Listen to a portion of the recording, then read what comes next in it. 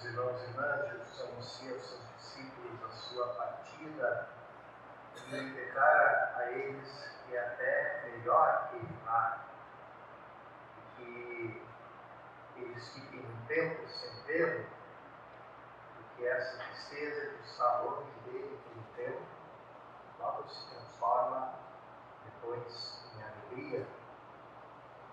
Jesus diz de uma forma simples aos seus apóstolos: se eu não for, não virá até vós o Consolador, o Espírito Santo, que eu vou enviar quando voltar para o meu Pai.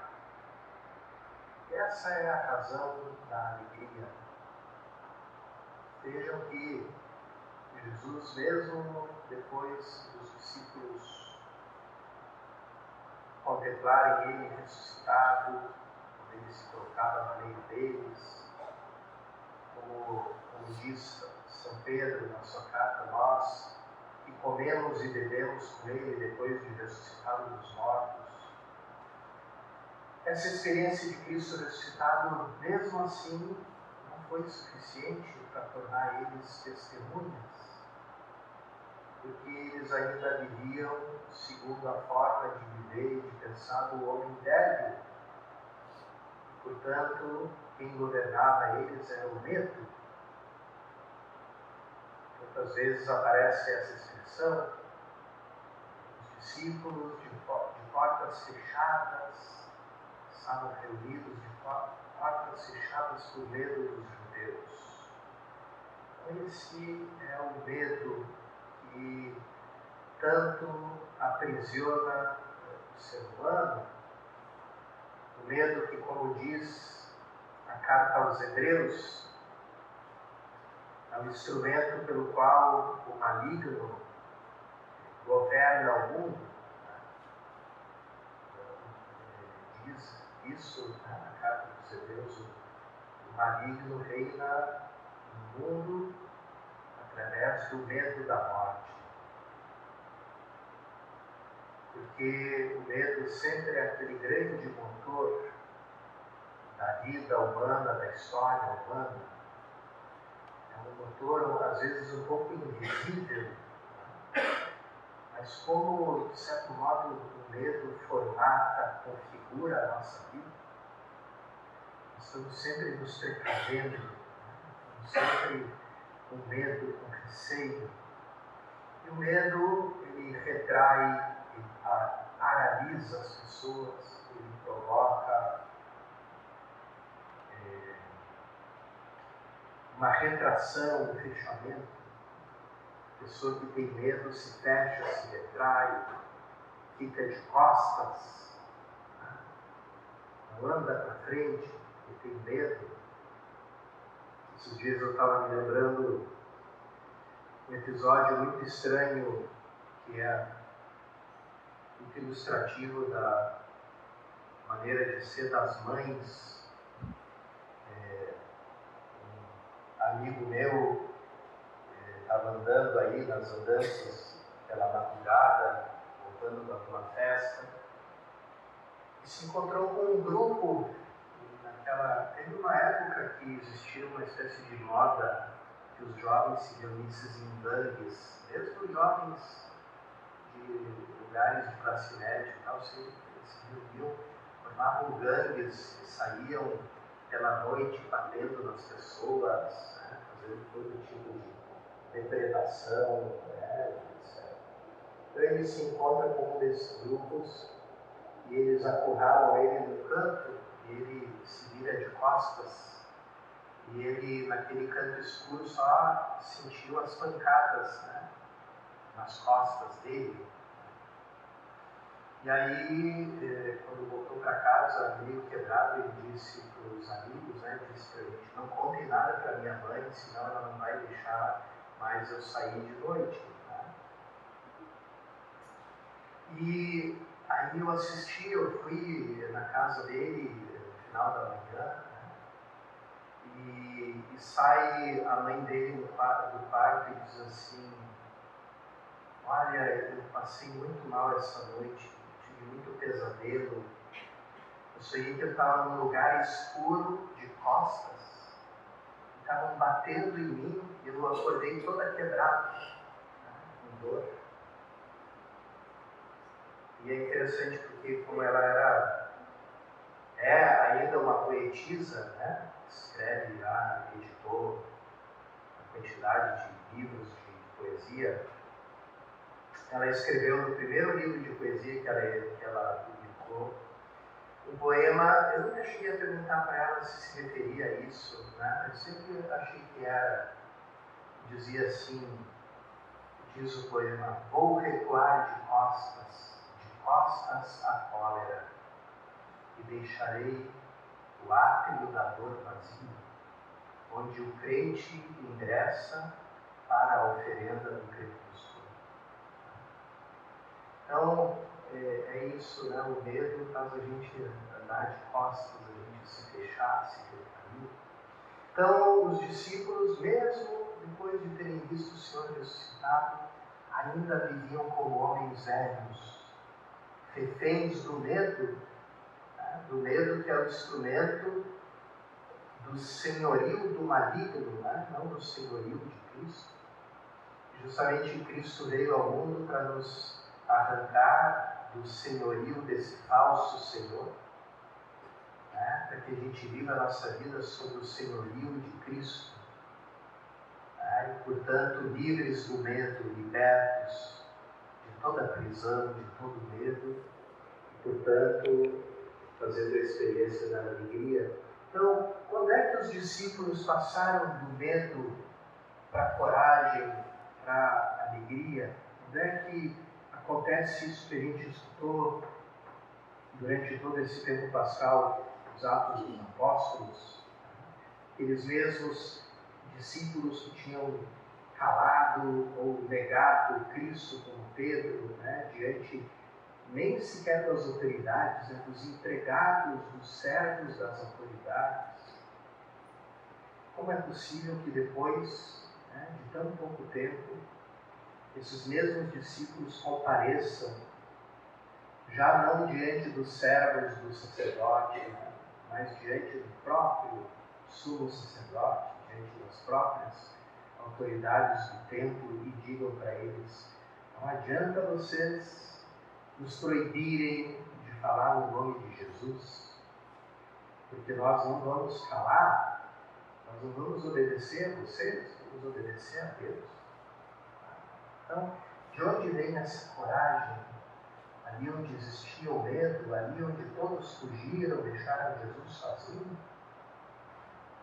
Como é que agora esse medo deu lugar para coragem, para força, para anunciar Cristo com destemor, com alegria? O que aconteceu? E o que aconteceu foi justamente aquilo que Jesus Cristo tinha prometido, né? Eu irei ao meu Pai, e ali do meu Pai enviarei o Espírito Santo a vós. Então, é o Espírito Santo que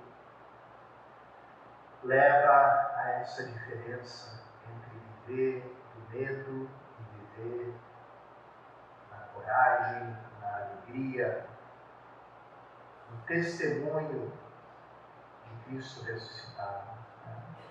E com certeza encontra a oposição do mundo e da mentalidade do mundo, mas que por isso o mundo se alegra quando vê o discípulo aparentemente derrotado, mas Jesus diz: isso é por pouco tempo, porque logo a tristeza se transforma em alegria, se transforma nessa alegria que ninguém pode tirar de nós, porque ela vem de Jesus Cristo. Então, nesse dia da nossa novena de Pentecostes, nós podemos lembrar desses dons do Espírito Santo, o dom da fortaleza, que nos leva a vencer todo o medo, a proclamar a Jesus Cristo. E também um dos frutos do Espírito Santo, que é justamente anunciado nesse Evangelho que a gente acabou de escutar, o fruto da alegria. A alegria do Espírito Santo, ela é, né, marca própria do Espírito Santo. Por isso que um cristianismo, uma experiência cristã, né, dos últimos anos, né, dos anos da modernidade, estamos falando dos últimos 500 anos, né, que deixou de lado o Espírito Santo, que desconheceu o Espírito Santo, né, se torna um cristianismo triste, que faz um filósofo ateu como Nietzsche dizer assim: não creio em Cristo, não creio no cristianismo, não creio na ressurreição de Cristo, porque quando eu olho para os cristãos, eu vejo eles com cara de sexta-feira santa, e não com cara de ressuscitados.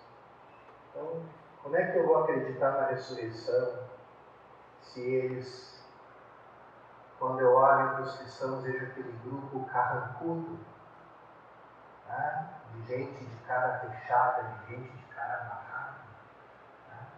Então, ali não passou a alegria, né? E por que?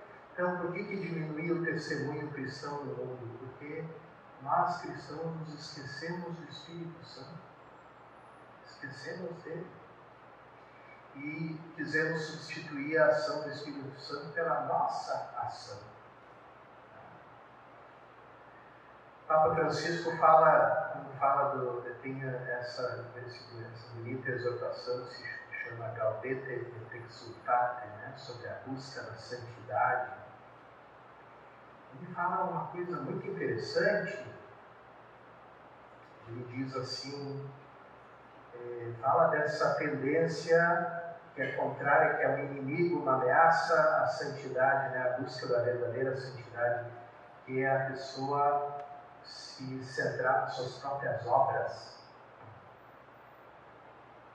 E aí ele diz assim, como aqueles cristãos que se orgulham e se envaidecem por causa das suas conquistas espirituais ou pelas suas conquistas políticos-sociais. E botam os dois grupos no mesmo balaio. Às vezes esses dois grupos se brigam entre si, né? Uns dizem para os outros: vocês ficam aí só na vida espiritual, alienação, né? Enquanto que o mundo está preso da injustiça e tal, né?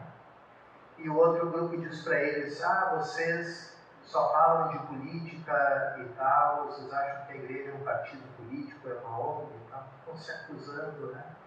Mas o Papa, com aquele olhar mais alto, ele diz assim: vocês todos são do mesmo balaio, porque vocês têm uma coisa em comum entre vocês, que é se basearem nas suas próprias obras, né? Se apoiarem nas suas próprias obras, né? E não em Deus, na graça de Deus, no Espírito Santo de Deus. Eu lembro muito de uma oração muito bonita de um santo não muito conhecido, São Cláudio de la Colombière. Quem era São Cláudio de la Colombière? Era um padre jesuíta que era diretor espiritual da Santa Margarida Maria de Alacoque, que foi a santa que teve as visões do coração de Jesus. Então, ele tem uma oração da confiança e ele diz assim: Senhor, eu não quero colocar a confiança em nada que não sejas tu. Não vou colocar a minha confiança nem nas minhas virtudes, nem nas minhas boas obras, nem nas minhas orações, mas somente em ti e na tua misericórdia.